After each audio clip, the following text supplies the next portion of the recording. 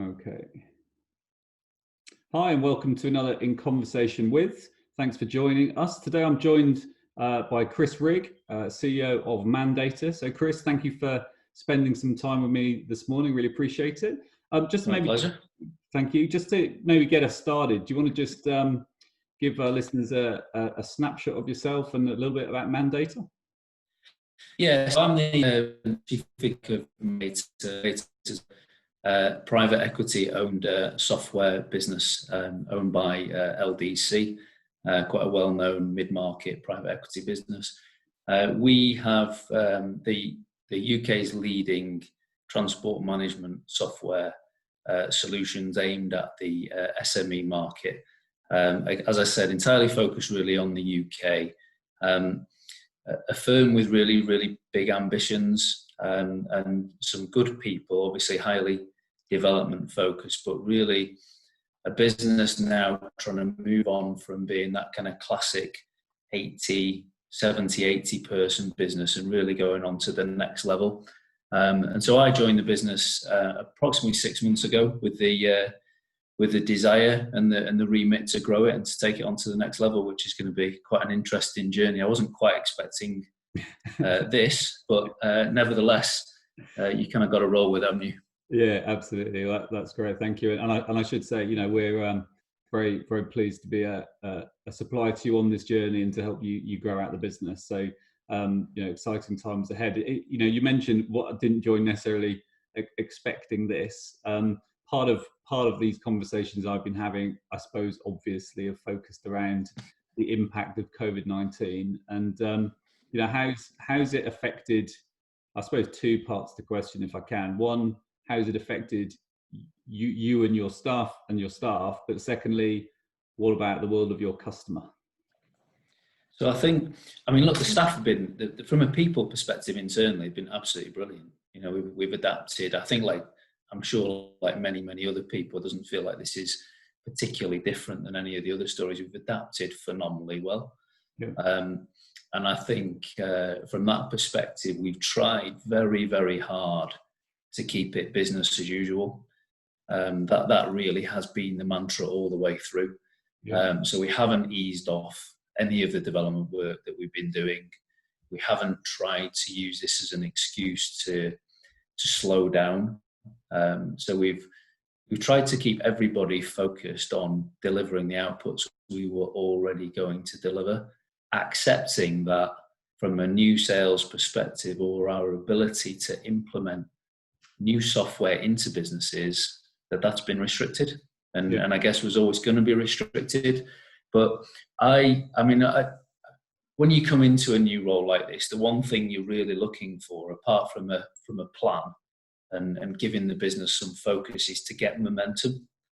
So I was really, really hell-bent, probably is the right word, on not losing momentum. Yes. So as you know, Richard, the people in the business have still worked towards launching new products, and we've launched them. And people say, well, you must be crazy, you've launched new products into this environment. But we've done it because I don't want to lose momentum, and I don't want the people in the business to go into a malaise of zero output. Yes. So that's been really, really important. You can't really thank the people enough, because actually this has been an incredibly challenging journey. They've had a new person to deal with who's put a new plan in place, and then everybody's been shipped off home. Yes. Some people will have, I don't know how often it's talked about, some people have a nice environment to work in, and they'll already have it set up, but others won't, and you've just got to try and do your best. And I think everyone I've spoken to, and ourselves included, have sort of had similar experience, I think, from just the ability and desire of everyone to make it happen, which has been great. And I know for sure that, I'm currently sitting in my bedroom, so I've made a makeshift office. My wife got the study, so I've made a makeshift office up here, but it's fine. But I know there are lots of people that will be sitting on the end of their beds, working in their kitchens with their family around them. If you have small children, then it makes life 100 times more complicated in terms of how to get things done. So that sort of trying to retain business as usual as a constant idea is key, I think, isn't it? Yeah, absolutely. People have been great within the business, really. You know, I haven't really noticed a drop off in outputs. I think we're entering a bit of a difficult period now, though, because I've always felt that whilst we were probably a little bit ahead of the game in leaving, as you know, we left probably a couple of weeks the office before anybody else did, Yeah. because we did a trial and it went well. And all felt this going back to whatever it is going to be hard. It's going to be a really difficult journey to navigate.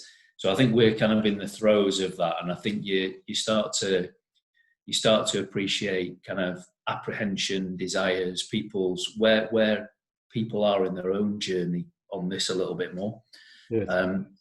So I think that's important from a customer side. I mean, we obviously have a large portion of our revenue is recurring revenue. It's monthly subscription software, and our customers are largely in the haulage market. So, save for certain aspects of the haulage market, like in automotive, some construction, tanker work, actually, whilst there's been a drop off of work, there's still been work, and those guys are, at the moment, the backbone, part of the backbone of this country, delivering goods up and down the country, in and out of the UK, obviously, as well. So, they're still working. What it has meant, understandably, is that decision making and purchasing of, add-on solutions or new software solutions has been put on the back burner, and you kind of understand that. Yeah. It's not a priority for them at the moment. A lot of people are obviously in kind of business delivery mode, this business as usual mode, so not necessarily buying like they were. I do think that's maybe starting to turn a little bit from what we've seen in the last few days, but I wouldn't like to say it is for sure. Yes. But our customers save for very specific pockets like automotive. I think have been entirely focused in the same way that we're focused. Yeah, I mean, I talk about compelling events a lot, and it's part of the key part of qualification for me is that sort of compelling reason of why someone is going to do something different. And I've been saying I think COVID-19 is the biggest compelling event that's ever hit any of us, and that does change decision making. Heard a great quote from a customer really early on, and he was sort of pissed with his company really because they weren't taking any action, and they sort of decided just stop everything. And he said, if you create a void, your customers fill it. Sorry, if you create a void, your competitors fill it. Sorry. So, and I think that is so true. So, it's getting that balance between, being sensitive, and I sort of laugh because a lot of the sales advice that's been everywhere in this period has been effectively doing what I think you should be doing anyway, which is being empathetic, listening, understanding. So it doesn't feel like that's new, but there's nuances all around, I guess. Yeah, there's a way. I suppose there's a way of doing it, isn't there? And from my perspective, my own. I said it at the start. When you come into something, you want to get momentum. Yeah. And I've learned over the years that actually it's hard to get momentum, but it's really, really, really hard to get it back when you've lost it. Yes. Because you've had the opportunity to bring the business along with you and to have a plan and to develop new thoughts and new ideas and new ways of working. So you just simply can't afford to have that void, as that quote, whether it be in your own plan, your own focus, or indeed the way you approach the market. Yeah. But I do agree, you've got to be sensitive, and we have been sensitive. We definitely have. I think we probably weren't as sensitive as we could have been at the start, but I think we very, very quickly realised, you get caught up as well in your own world, don't you, of trying to push things forward. Yes. And therefore that probably doesn't quite translate into the right actions immediately. Yeah, absolutely. There's a great quote that I use quite a bit in our sales training work. And we first read about it from Dave Brailsford, who was talking about cycling, and then Dan Pink, who was talking about writing. And he said it takes 3 times as much energy regain momentum as it does to retain momentum. And I think that is totally true, isn't it? It's how do you keep that wheel turning and be as possible. Yeah, I think regaining momentum is really, really difficult. Really difficult, particularly in a business where you're trying to engender rapid change. You just can't afford to go like that. Yeah. Just doesn't happen. Again, in my relatively limited experience, it doesn't happen. Yeah. But no, look, all in all, I think where I sit today is I'm starting to, well, we all are as a group starting to challenge, right? Look, how do we really move forward now? Because we don't want to be in a comfort zone, which I think you can end up in at this phase now. There is a very lucrative furlough scheme in place. It is easy to see some people eke it through, and it's how you kind of migrate that journey, I think, and keep pushing forward, which is going to be important. Yeah, absolutely. I think that is so true. Just one thing that, and you can plead the fifth on this if you want to, but I'm interested is what it's been like being part of an organization that's invested in by by a holding company, by a group. So has that been, and again, I'm not asking for anything that will get you in trouble or is sensitive, but how I would tell you, how's that been, and have you sort of felt impact, positive or negative? So I think Richard, I'd just be very, very straight. I don't know how to do it any other way. Not clever enough to do it any other way. LDC have been really good, actually. But what I would say is it helps with our business model. Firstly, as a recurring revenue. Correct. Yeah. So the key really in this business model is obviously to maintain, not to lose. Maintain your existing customers. And to maintain your pipeline and your work in progress of businesses that you have coming through. So that's been a huge focus for us. And I think LDC recognise that that's been our focus. I think the second thing is we very, very quickly moved from P&L management to balance sheet management rapidly. Cash flow management, building cash, and we've had a huge focus on that from day one, and that wasn't solicited by LDC, it was solicited by us, but it aligns very much to how those types of organizations work in this scenario. It is all about cash generation, and kind of short-term profitability.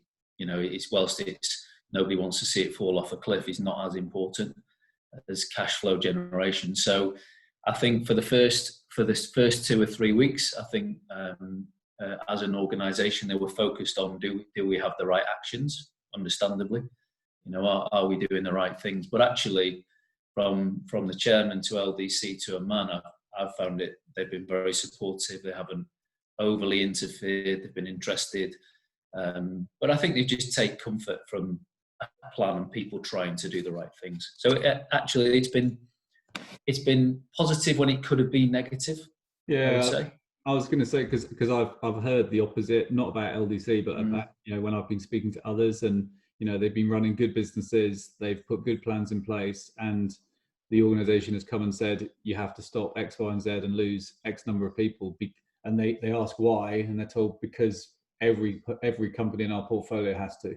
So it's great to hear that you've had a different experience and a positive one. That's excellent. Yeah, I mean, look, so I can understand that, and I can understand that how that would happen. But as a management team, you're there to run the business, and you're there to grow the business, and that's through good and bad. Yeah. And and I think I suppose this is the time when you will find out whether those holding company owners, or you talk about back management teams, or they back their own processes. Yeah, absolutely. You mentioned there, Chris, about focus and momentum.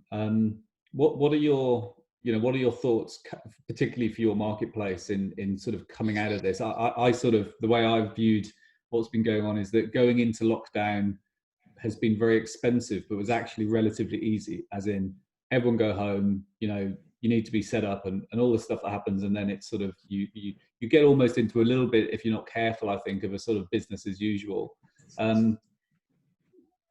Coming out, and it's, you know, how do we think in an agile way and look for opportunities? So what are you starting to get an idea about what might change in your market, in your space?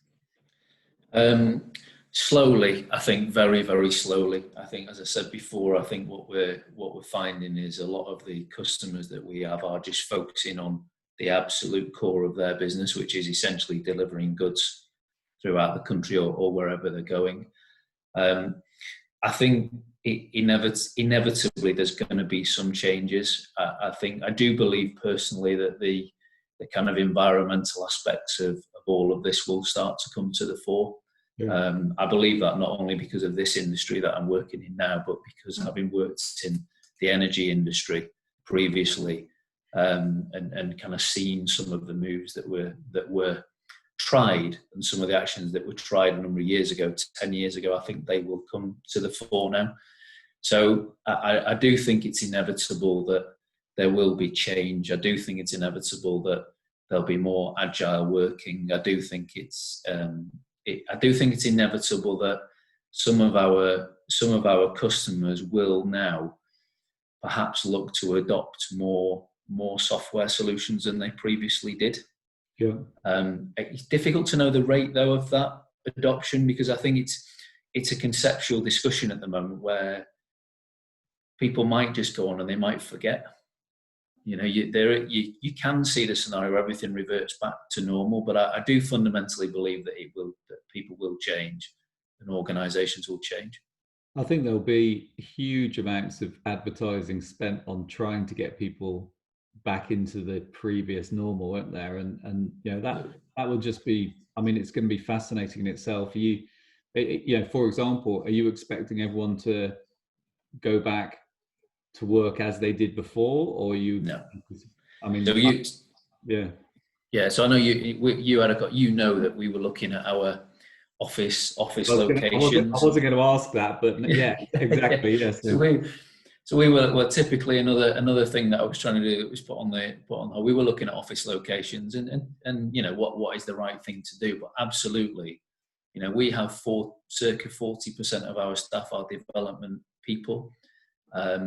We won't require those people to come into an office going forward if they don't want to, but we will try and make our office, whatever we do with it, we will try to make our office provide something that home can't provide. Right. Yeah. So we will make it more agile. We'll make it more collaborative. It will be areas for people to come in and discuss, to plan, to do ideas, to speak to each other, or indeed, if they want to come and work. But I don't see us returning to a kind of, let's say, typical 9 to 5, everybody in the office 5 days of work. I just know we're not going to do that. Yeah.